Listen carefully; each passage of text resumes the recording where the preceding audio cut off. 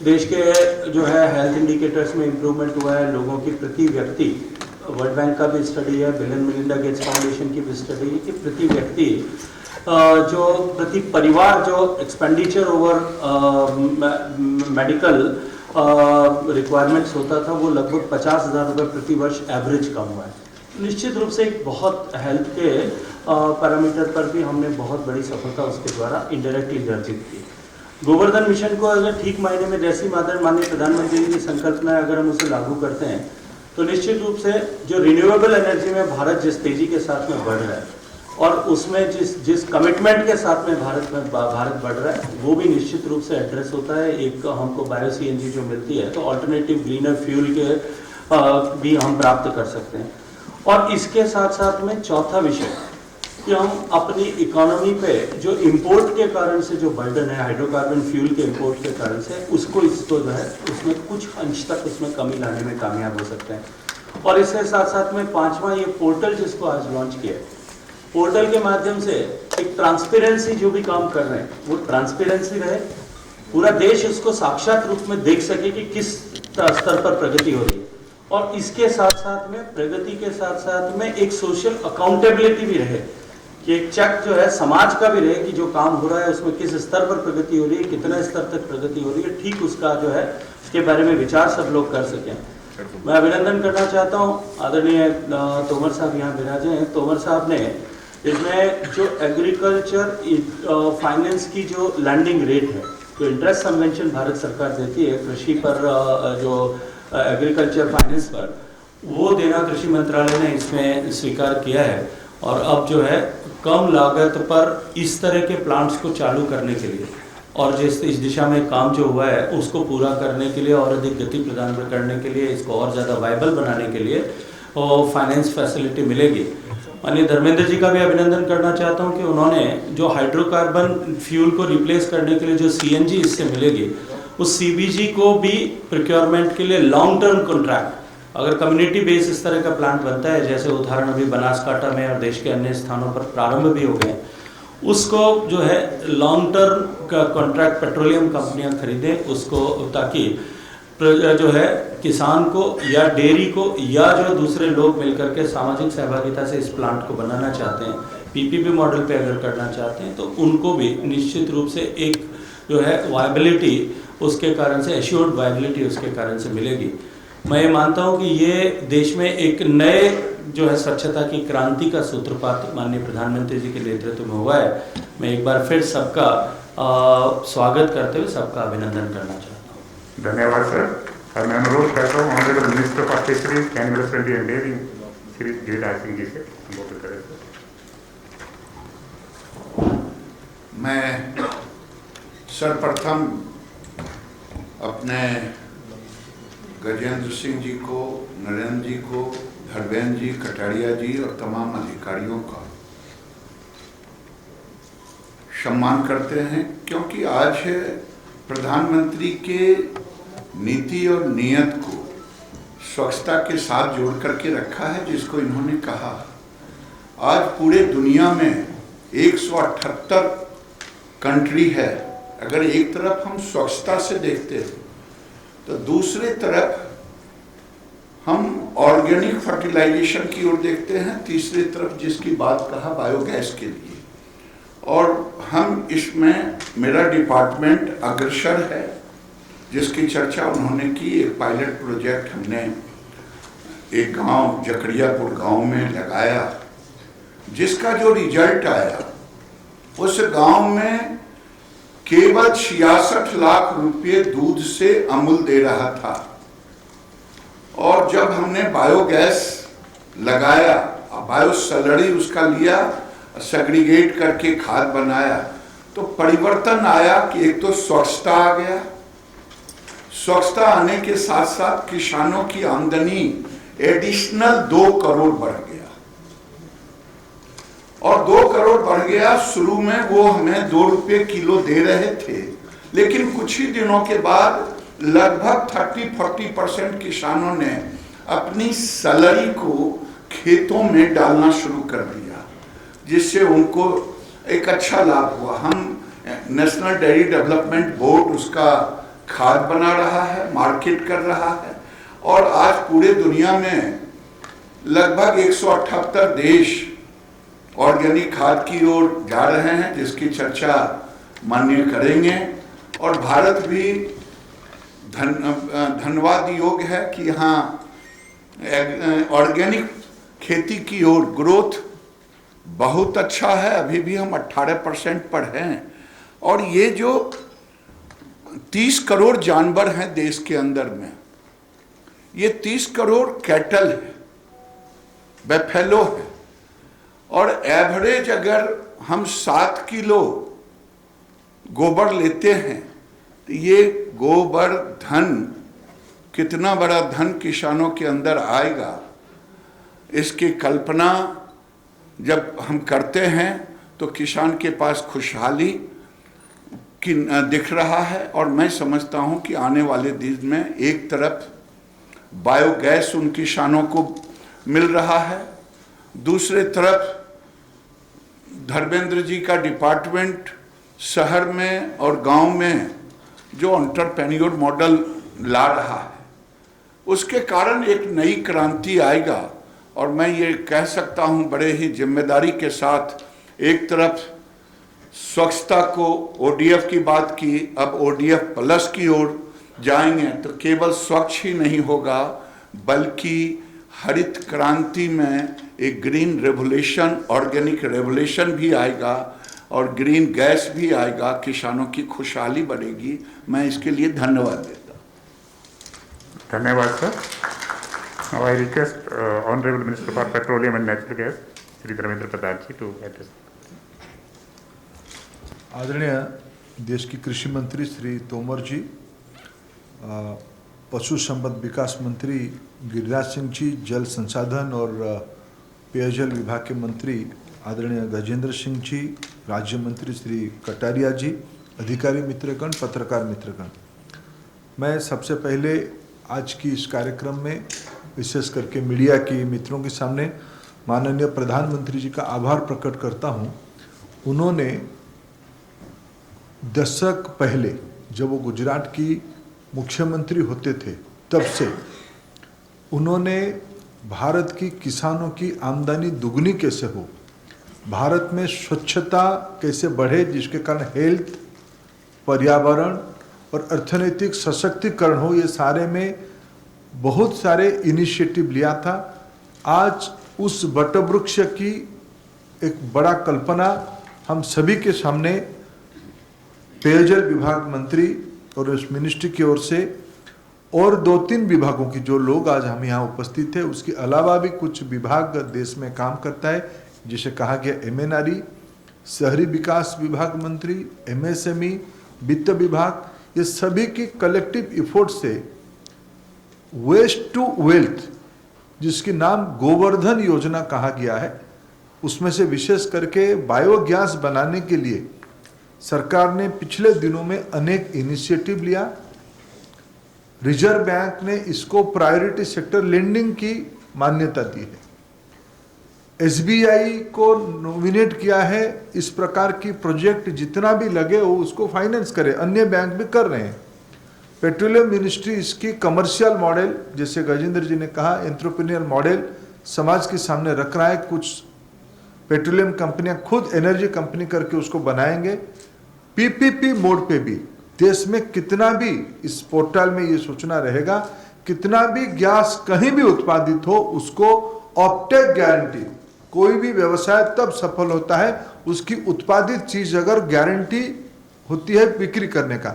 इसकी ऑप्टेक गारंटी हम देते हैं, लॉन्ग टर्म गारंटी देते हैं, और उसकी मिनिमम प्राइस की भी फार्मूला ड्रिवन, जो आगे रिवीजन होते होते बढ़ते जाएगा, ऐसे गारंटी भी हम देते हैं। उसकी जो कई प्रोडक्ट आएगी, सिर्फ गैस नहीं आएगी, उसमें मैन्योर भी आएगी। मैं धन्यवाद दूंगा कृषि मंत्री जी को, उन्होंने, उनकी विभाग इन दिनों में इस बायो मैन्योर को भी सर्टिफिकेट दे दिया है, मान्यता दे दिया है। मैं धन्यवाद दूंगा गिरिराज सिंह जी को। सबसे ज्यादा बायोगैस चिकन लीटर से आएगा, सबसे जो यील्ड आता है इन्हीं की वेस्ट से ज्यादा यील्ड आता है। इस बीच में आज की कार्यक्रम में मैं 2-3 जानकारी सिर्फ आपके सामने दूंगा। पेट्रोलियम कंपनियों ने 650 एंटरप्रेन्योर को LOI दे दिया है CBG प्लांट लगाने के लिए।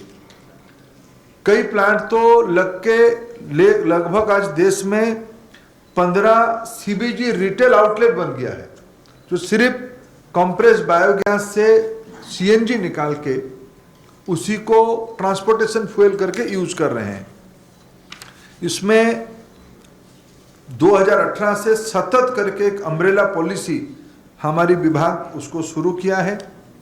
मित्रों, मैं इसको आज की इस पोर्टल में मल्टी मिनिस्ट्री की जानकारी रहेगी, सोर्स कहाँ से होगी, टेक्नोलॉजी कहाँ से आएगी, उसकी फाइनेंस कैसे होगी, उसकी बाई प्रोडक्ट कहाँ कहाँ बिक्री हो सकता है, ये सारा जानकारी इस पोर्टल में रहेगा। सिंगल विंडो, कोई भी नागरिक, कोई भी स्टार्टअप, कोई भी नौजवान उस पोर्टल में जाके 5 मेट्रिक टन से लेके 5 मेट्रिक टन, एक छोटा 2-3 हजार आबादी वाला गांव से ही 5 मेट्रिक टन प्रतिदिन एग्री और एनिमल वेस्ट मिल जाएगा, घरेलू वेस्ट मिल जाएगा।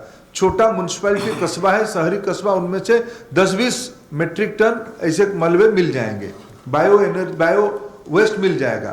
उसी से लेके अभी हम दिल्ली में 2 म्युनिसिपल कॉरपोरेशन के साथ भी MOU किया है, 2,500 हजार मेट्रिक टन पर डे। और आप सबने सुना होगा, इंदौर शहर अब लगातार स्वच्छ शहर करके देश में नामित हो रहा है। उसकी मूल कारण है, आप कृषि मंत्री जी उसी प्रदेश से आते हैं, मूल कारण है वहाँ के कचरे को बायोगैस में कन्वर्ट करने का वहाँ की सरकार और वहाँ का म्युनिसिपल कॉर्पोरेशन बड़ा इनिशिएटिव लिया है। मैं अंत में एक आंकड़ा सिर्फ आपके सामने रखूंगा। ये सरकार की, जो हम लोग कहते हैं, प्रधानमंत्री जो कहते हैं स्वच्छ भारत में सिर्फ झाड़ू लगाना नहीं है। कुछ लोग मजाक शुरू में किए थे, लेकिन उसमें से वेस्ट से वेल्थ कैसे निकालना। अभी इसी साल माननीय कृषि मंत्री जी ने, जो 2 दिन पहले आदरणीय वित्त मंत्री जी ने बजट में विषय रखे हैं, उसमें से एक स्टैटिस्टिक्स उन्होंने कोट किया। पिछले साल की MSP 3 कमोडिटी को मैं आपके सामने रख रहा हूं, गेहूं, धान, दलहन, ये तीनों जितना उत्पादित होती है, जिसको सरकार खरीदती है, लगभग 30-40-50% सरकार खरीदती है, बाकी चीज डोमेस्टिक कंजम्पशन में चला जाता है। उसमें सरकार 2.5 लाख करोड़ रुपया अभी MSP देती है, जो देते रहेगी।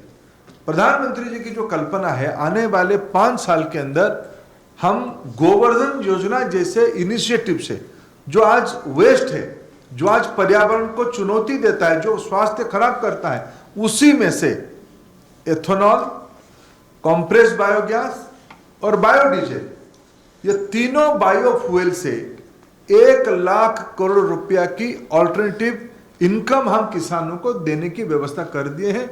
CBG और इस पोर्टल में जानकारी जो रहेगा उसकी दिशा में एक बड़ी कदम है। एथेनॉल जो 6 साल पहले 0.67% हम अपनी आवश्यकता की ले पाते थे, इसी साल ये 8.5% हो गया और आने वाले 3-4 साल के अंदर ये 20% तक भी चले जाएगा। और तेजी से हम जिस प्रकार के कृषि मंत्री जी, और फिर मैं आभार प्रकट करूंगा पशु संपदा विकास मंत्री का, उन्होंने जिस प्रकार से हमको अनुमति दिया है एथेनॉल बनाने के लिए, आने वाले दिनों में फिर मैं कहूं 1 लाख करोड़ रुपया की नया ऑल्टरनेटिव इनकम किसानों को ग्रामीण अर्थनीति में आएगा। गोवर्धन पोर्टल ये सारे जानकारी की एक मूल सोर्स रहेगा।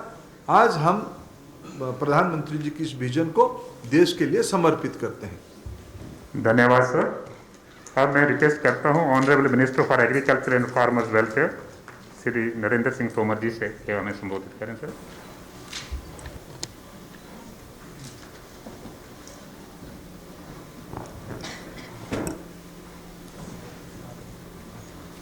आज के इस कार्यक्रम के मुख्य केंद्र बिंदु और आयोजक हमारे भारत सरकार के जल शक्ति मंत्री माननीय श्री गजेंद्र सिंह जी, भारत सरकार के पेट्रोलियम मंत्री माननीय श्री धर्मेंद्र प्रधान साहब, पशुपालन, मत्स्य पालन, डेयरी विकास मंत्री माननीय श्री गिरिराज सिंह जी, राज्य मंत्री माननीय श्री रतनलाल कटारिया जी, सचिवगण, अन्य अधिकारीगण और उपस्थित मित्रों, आज हम सबके लिए एक बहुत ही अच्छा अवसर है जब ODF प्लस के एक मुख्य घटक को आगे बढ़ाने के लिए और देश की ग्रामीण अर्थव्यवस्था को बल देने के लिए गोवर्धन एकीकृत पोर्टल का शुभारंभ किया जा रहा है।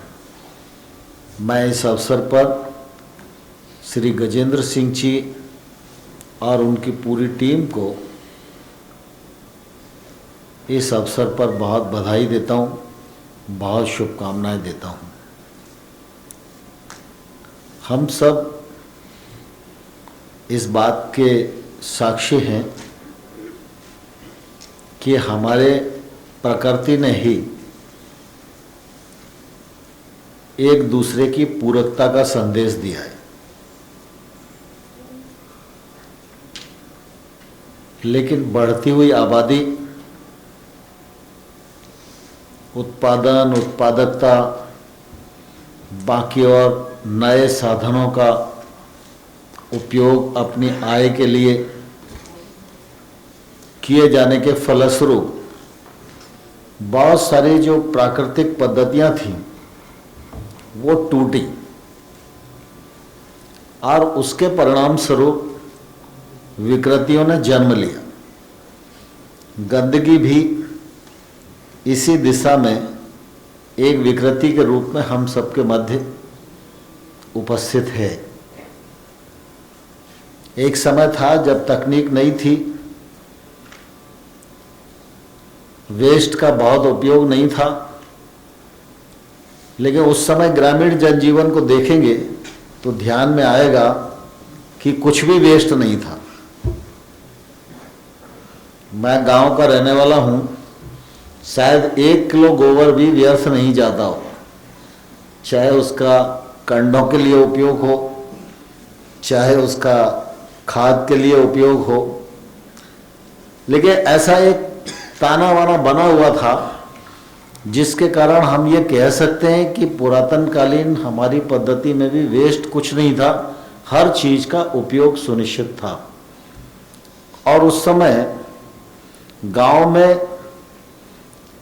लोगों को, जो लोग नहीं रहे होंगे उनको लगता होगा कि गंदगी ज़्यादा है, लेकिन मैं अपने अनुभव के आधार पर यह कह सकता हूं कि उस कालखंड में भी शहरों से अधिक स्वच्छता ग्रामीण क्षेत्रों में दृष्टिगत होती थी। लेकिन जब ये सब परिस्थिति हम सबके समक्ष खड़ी हुई तो सरकारों ने इस दिशा में कदम बढ़ाए, सामाजिक क्रांति भी हुई। और मुझे इस बात की प्रसन्नता है कि जब प्रधानमंत्री नरेंद्र मोदी जी ने कार्यभार संभाला तो उन्होंने इस कार्य को प्राथमिकता प्रदान की। स्वच्छ भारत मिशन ग्रामीण और शहरी, ऐसे 2 मिशन आरंभ उनके नेतृत्व में किए गए।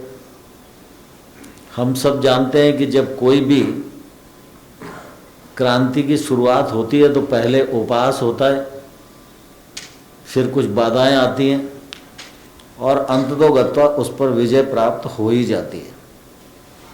और मैं समझता हूँ प्रधानमंत्री जी की दृढ़ संकल्पना, देश की जागरूकता और देश के अनान्य नागरिकों की भागीदारी के परिणाम स्वरूप आज हमारा देश ODF हो गया है और इसके सदपरिणाम समग्र क्षेत्र में हमको दिखाई दे रहे हैं।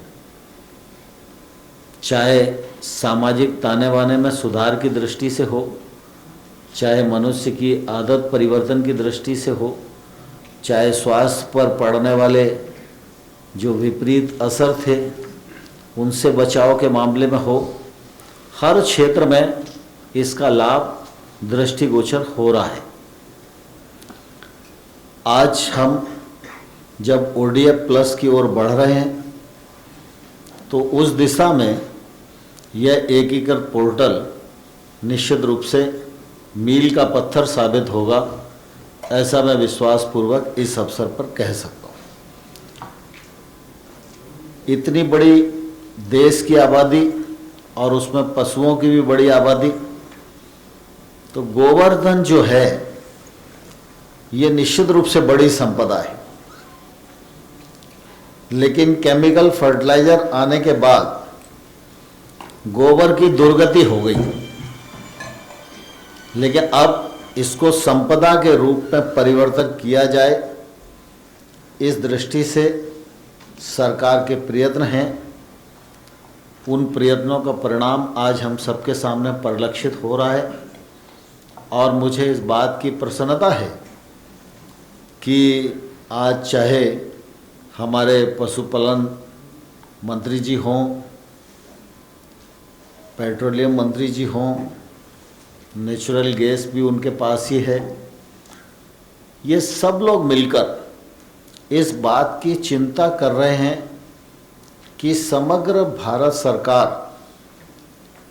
इस पूरे कार्यक्रम के प्रति अपनी अपनी जिम्मेवारी का निर्वाह करे और इस काम को आगे बढ़ाए, जिससे हम स्वच्छ भारत मिशन के लक्ष्यों को भी प्राप्त कर सकें और साथ ही साथ इसको एक आर्थिक मॉडल के रूप में विकसित कर सकें, जिससे ग्रामीण क्षेत्र में गांव में रहने वाले गरीब आदमी, गांव में रहने वाले पशुपालक और किसान, इनकी आमदनी में निश्चित रूप से बढ़ोतरी करने में यह योजना काम आवे।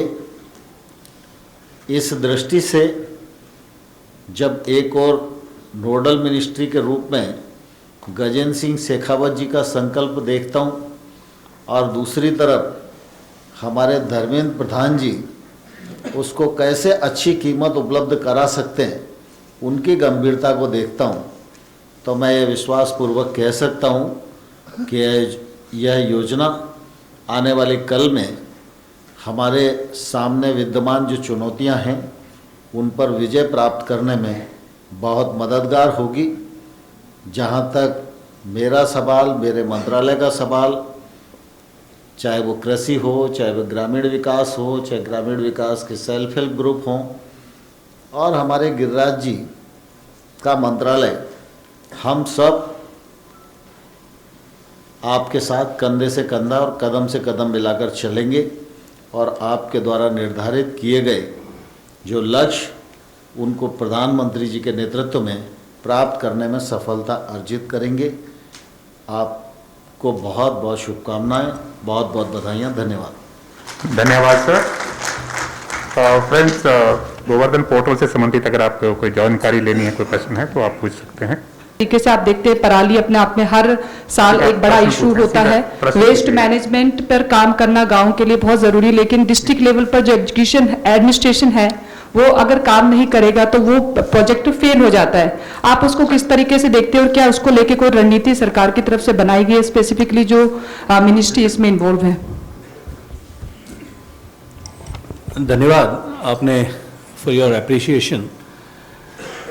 देखिए, ये निश्चित रूप से ऐसे कटु अनुभव देश में जनता को परंपरागत रूप से रहे हैं, लेकिन माननीय मोदी जी की सरकार बनने के बाद से जिस तरह से इन सारे विषयों के एग्जीक्यूशन में ट्रांसपेरेंसी ला करके ये आज जो पोर्टल लॉन्च किया गया, ये अपने आप में इस बात का प्रमाण है कि स्कीम को कोई भी व्यक्ति जा करके देख सकता है, किस स्तर पर काम हो रहा है, कहाँ काम हो रहा है, कहाँ काम रुकावट है, उसे किससे संपर्क करना, इन सब विषयों की जानकारी इस पर रहेगी।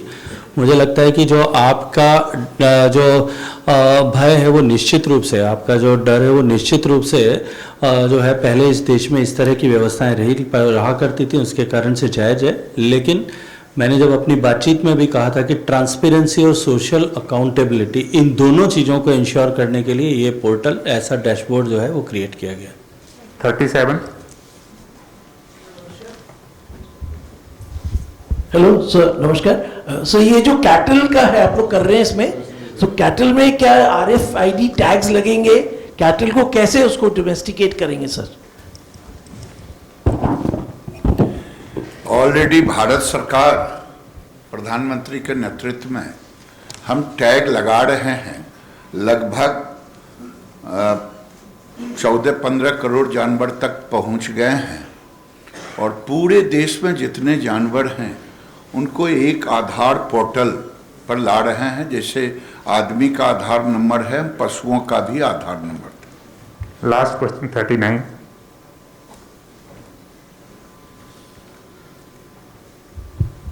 सर, इस योजना को गांव के लेवल पर जब आप लागू करेंगे, इम्प्लीमेंट करेंगे, तो ग्रामीणों की भागीदारी किस तरह से होगी? क्योंकि पोर्टल डिजिटल है, क्या वहाँ गांव में कोई मैकेनिज्म होगा जहां पर ग्रामीण जाके कोऑर्डिनेट कर सकें और कैसे उनको फायदा पहुंचेगा? सीधा कुछ जानकारी दे सकते?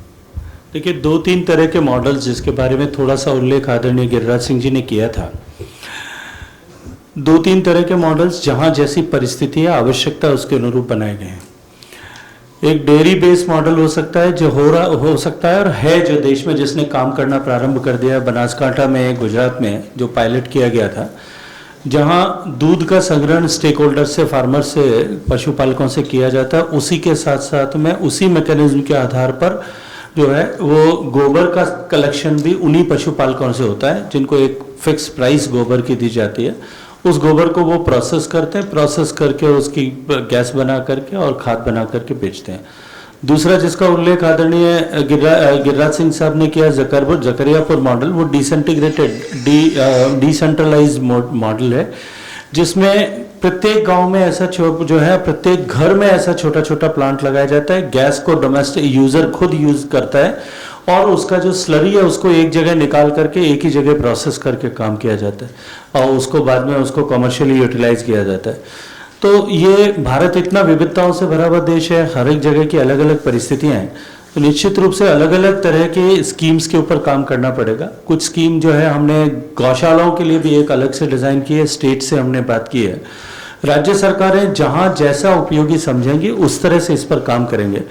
और क्योंकि ये वर्ष इसके लिए बहुत महत्वपूर्ण है, अभी कल ही हमने परसों बजट अनाउंसमेंट में हमने देखा कि सैनिटेशन पर स्वच्छ भारत मिशन के दूसरे चरण के लिए माननीय वित्त मंत्री जी ने जो है 1,41,638 करोड़ रुपए की योजना की जो है वो घोषणा की है। और इसके साथ साथ में 15वें वित्त आयोग की रिपोर्ट भी जो परसों टेबल की गई, उसमें भी सैनिटेशन के लिए अगले 5 साल के लिए लगभग 72,000 करोड़ रुपए का अनुदान जो है पंचायती राज संस्थाओं को दिया जाएगा। मैं मानता हूं कि इस समय ये अपॉर्चुनिटी है कि हम इसके माध्यम से देश को जो है स्वच्छता के दूसरे स्तर तक ले जाने में, निश्चित रूप से ग्रामीण भारत के परिप्रेक्ष्य में भी यदि बात करूं तो उसको स्तर पर ले जाने के हम कामयाब होंगे। सर, एक और प्रश्न आ गया, last 22। Sir, first of all congratulations for such a good initiative. मेरा सवाल सर, ग्रामीण स्वच्छता से अलग जो स्वच्छता अभियान हम 2.0 शुरू करने जा रहे हैं, लेकिन जो देश का केंद्र है दिल्ली, उसके बॉर्डर्स पर अभी भी कूड़े के पहाड़। to the questions of the portal, please. मेरा सवाल उससे था, अगर कुछ जवाब देना चाहें आप, कि उसके लिए कुछ डेडलाइन तय की गई है मंत्रालय की तरफ से कि इतने लंबे वक्त से ये अभियान शुरू है फिर भी निजात नहीं मिल पा रही। मैंने देखिए, ये जो दिल्ली की गाजीपुर सबकी ध्यान में आती है। दिल्ली की गाजीपुर में बड़ा ढेर लगा है। इस बीच में हम लोगों ने दिल्ली में 5 म्युनिसिपल कॉरपोरेशन है, एक NDMC जहां हम लोग बैठे हैं, 3 म्युनिसिपल कॉरपोरेशन दिल्ली की है और एक दिल्ली कैंटोनमेंट। पांचों के साथ हमारी पेट्रोलियम विभाग की 5 कॉरपोरेशन से बातचीत चल रही है। 2 के साथ तो 2,500 मेट्रिक टन पर डे उसको कन्वर्जन करने के लिए हमने MOU कर लिया है। उसकी तुरंत काम भी शुरू हो जाएगा।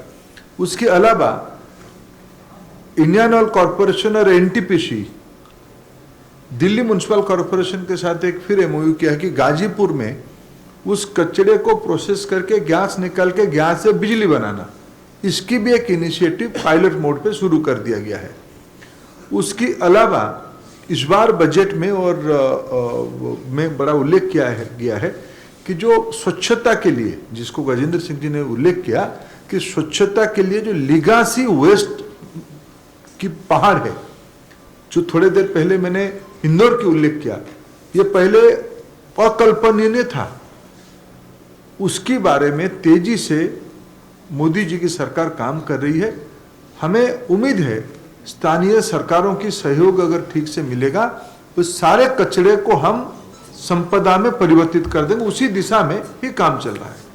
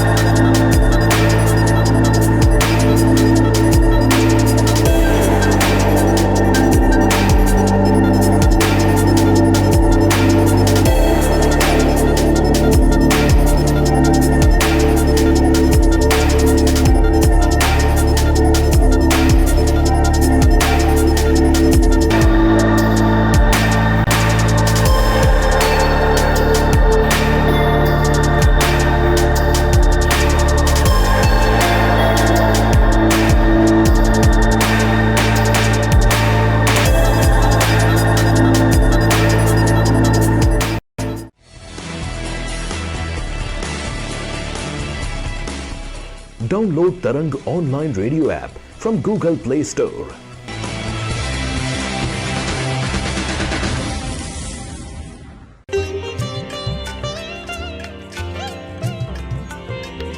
You are listening to Tarang Devotional Online Radio.